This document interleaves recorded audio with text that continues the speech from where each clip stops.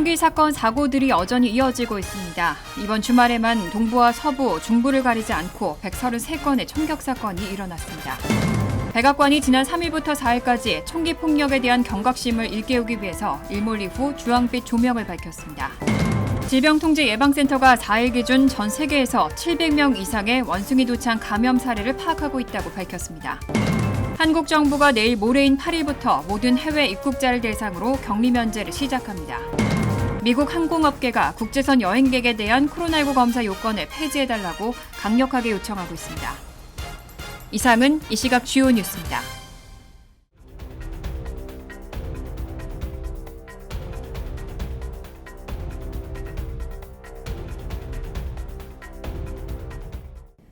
시청자 여러분 안녕하십니까? KBN 뉴스입니다. 미 전역 곳곳에서는 끔찍한 총기 사건 사고들이 여전히 이어지고 있습니다. 이번 주말에도 동부와 서부, 중부를 가리지 않고 주말 사이 133건의 총격 사건이 일어났습니다. 범인을 제외하고 4명 이상의 총에 맞은 총기 난사 사건만 10건에 달했습니다. 비영리 연구단체 총기폭력 아카이브에 따르면 주말 사이 미 전역에서는 무려 133건의 총격 사건이 벌어졌습니다. 이 가운데 총기 난사 사건만 10건에 달했습니다. 총기 난사 사건은 총격범을 제외하고 4명 이상의 총탄에 맞은 사건을 의미합니다. 사망자만 3명에 달하는 총기 난사 사건도 3건이나 됐습니다.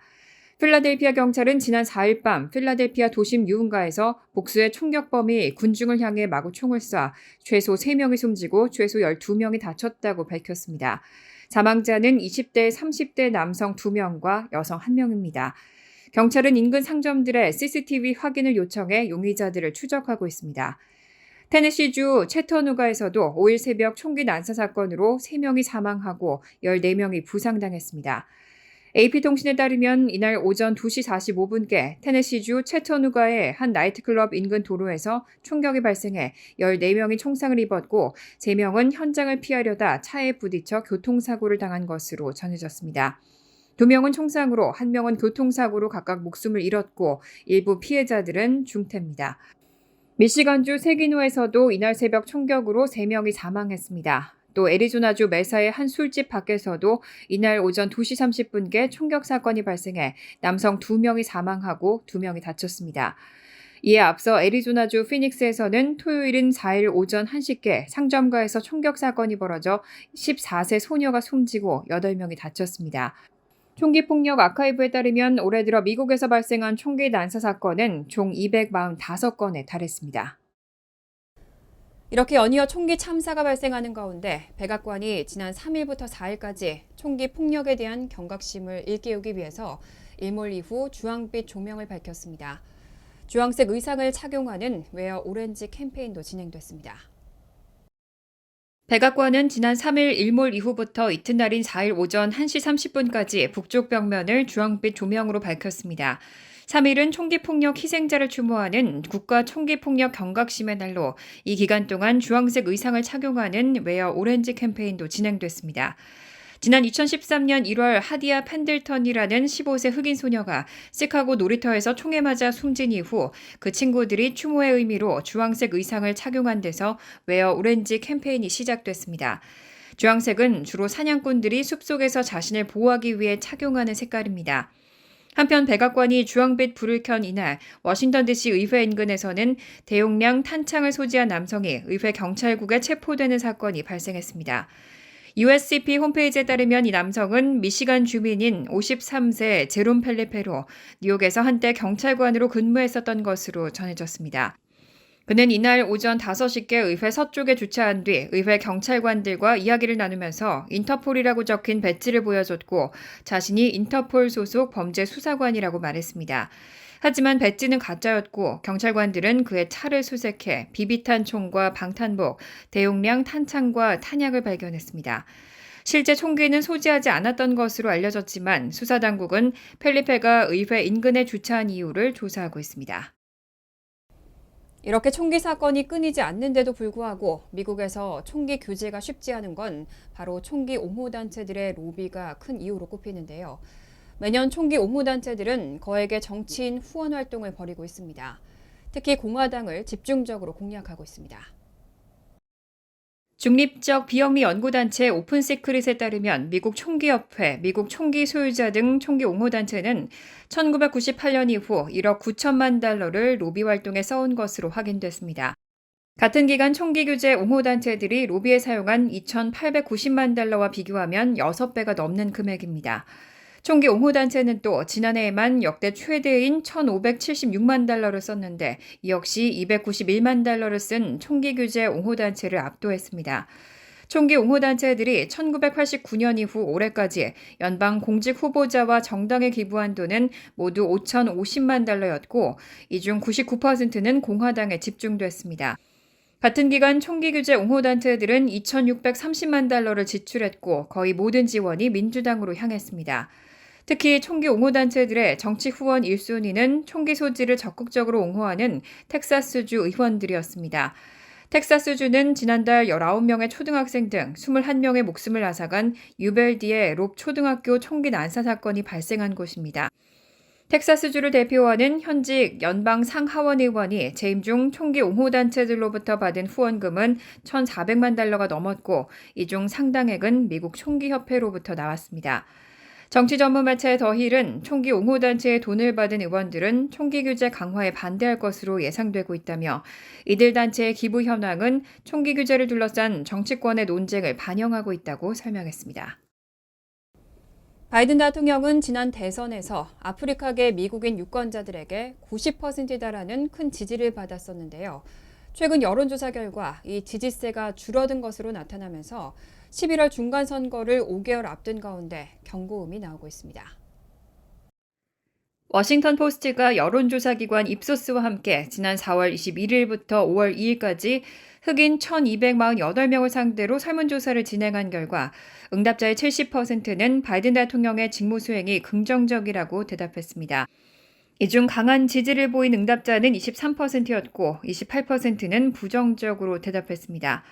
워싱턴 포스트는 지난 대선에서는 흑인 유권자 10명 가운데 9명이 바이든 대통령을 지지했는데 이번 조사에서는 감소했다며 바이든 대통령에 대한 흑인들의 지지는 다른 그룹보다 강력하지만 중간 선거를 앞두고 충성스러운 유권자 지지가 점점 약해지고 있다고 분석했습니다.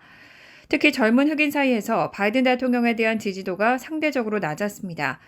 65세 이상에서는 86%, 40세에서 64세의 74%가 지지 의사를 밝혔지만 18세에서 39세 연령에선 60%가 직무 수행에 찬성한다고 대답했습니다.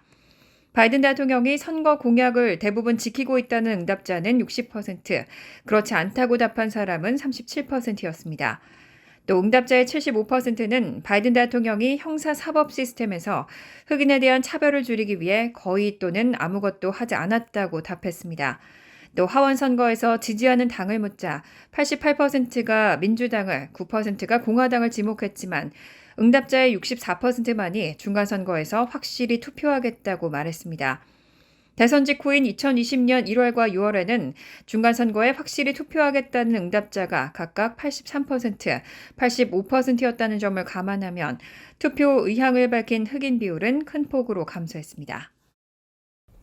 질병통제예방센터가 4일 기준 전 세계에서 700명 이상의 원숭이 두창 감염 사례를 파악하고 있다고 밝혔습니다.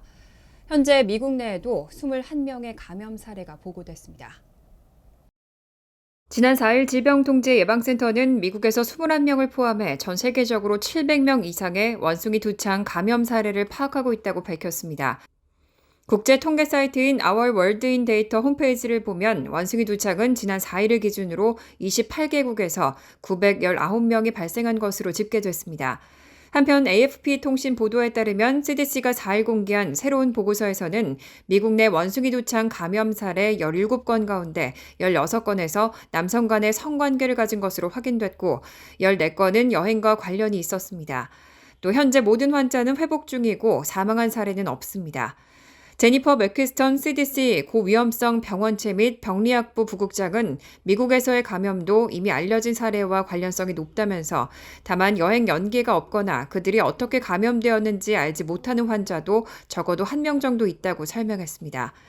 라지 판자비 백악관 글로벌 보건안보 및 생물방어부문 수석국장은 현재 1,200개의 백신과 100개 치료법이 미국 내에서도 감염자와 접촉률이 높은 주들을 위주로 전달됐다고 전했습니다.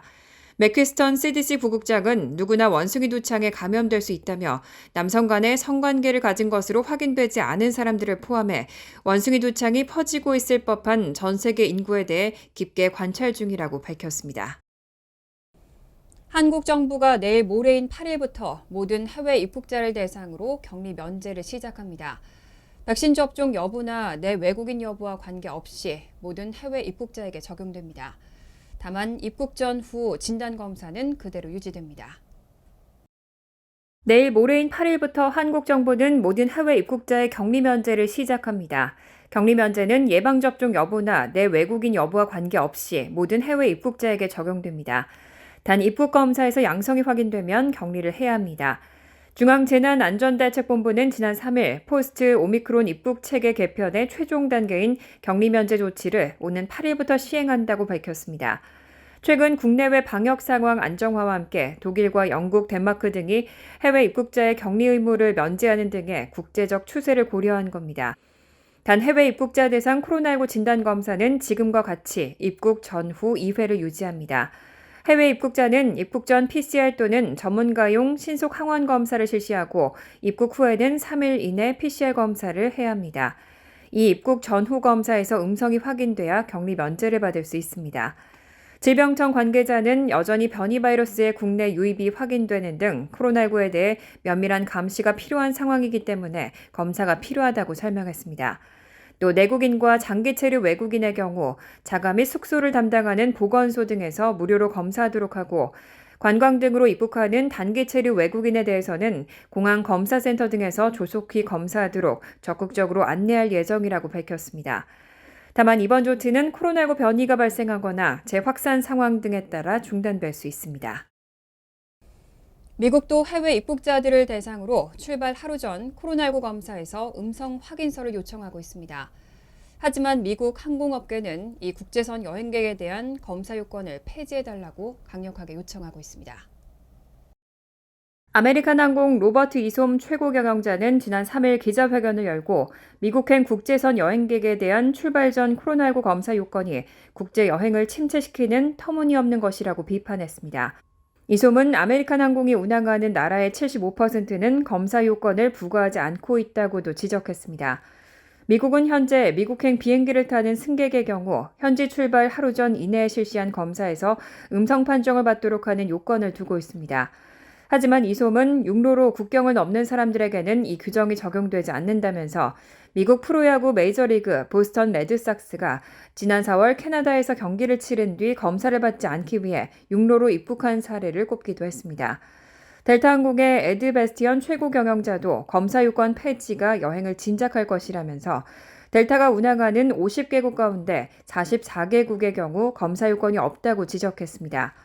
미 주요 항공사와 여행업체를 대표하는 단체들은 지난달 31일 백악관의 코로나19 부조정관을 만나 검사 요건 해제 요구를 전달하기도 했습니다.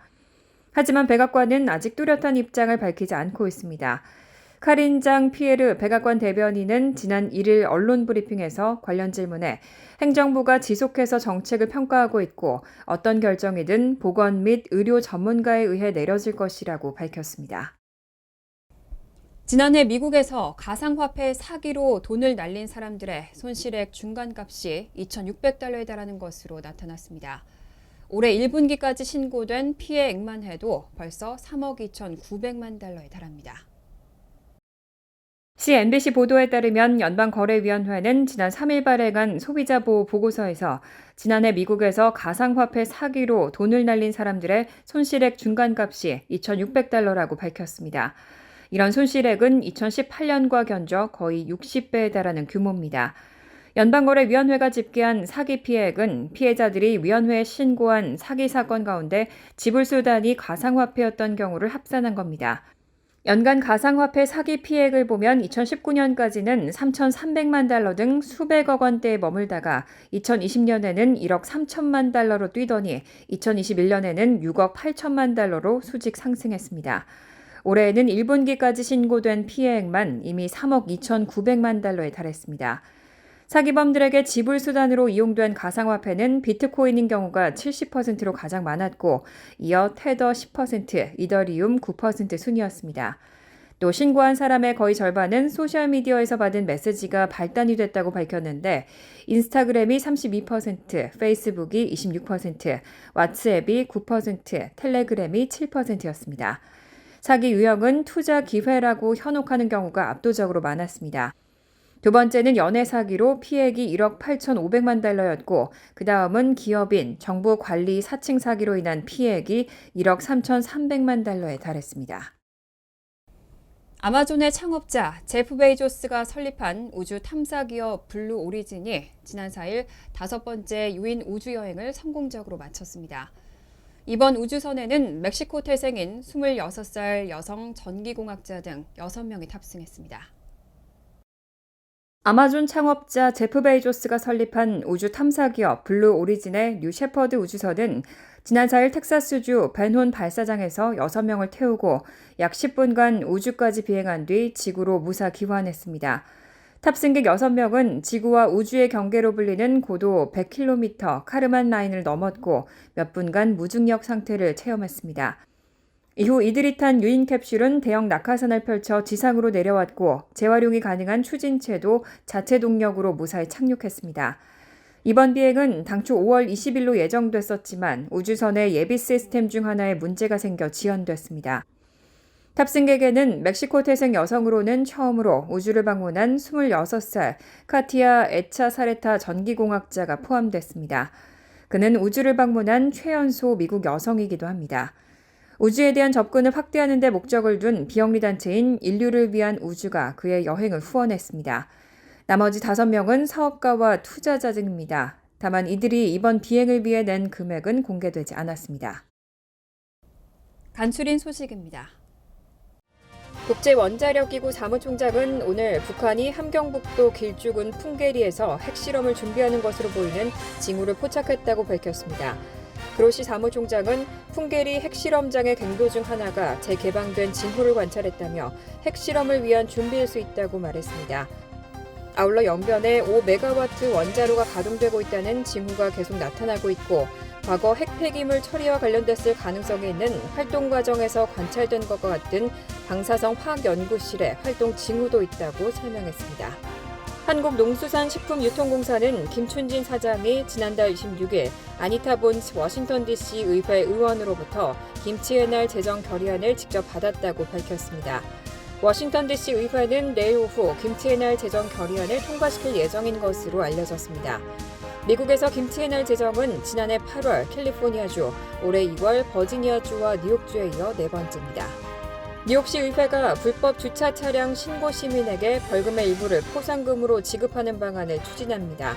최근 발의된 조례안은 불법 주차 공간에 주차한 차량을 목격한 시민이 이를 뉴욕시 교통국에 신고해 벌금 납부가 확정되면 전체 벌금액의 25%를 포상금으로 지급받는다는 내용을 담고 있습니다.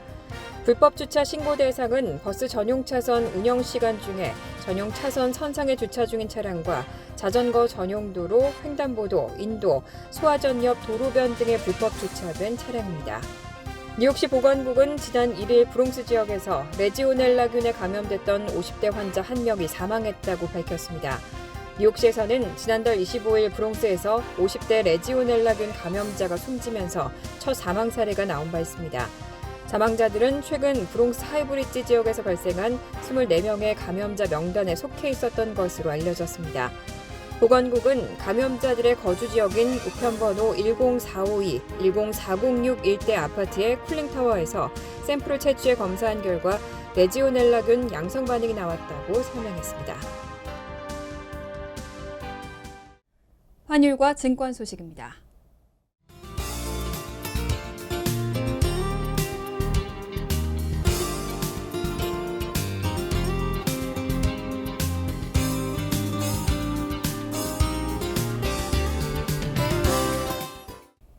이어서 날씨입니다. 화요일은 화창하지만 밤 늦게는 소나기 내릴 가능성이 있겠습니다. 낮 최고 기온은 76도, 섭씨 24도, 밤 최저 기온은 67도, 섭씨 19도로 예상됩니다. 수요일은 흐린 가운데 때때로 천둥 번개를 동반한 소나기 내리는 곳이 있겠습니다.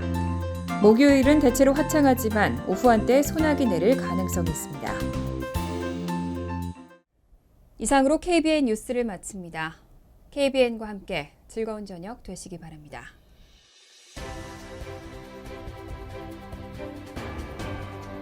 미 동부 최대 한인방송 KBN이 제작하는 KBN 뉴스는 웹사이트 mykbn.com 그리고 유튜브와 페이스북에서 다시 보실 수 있습니다. 좋아요, 구독, 알림 설정은 뉴스 제작에 큰 도움이 됩니다.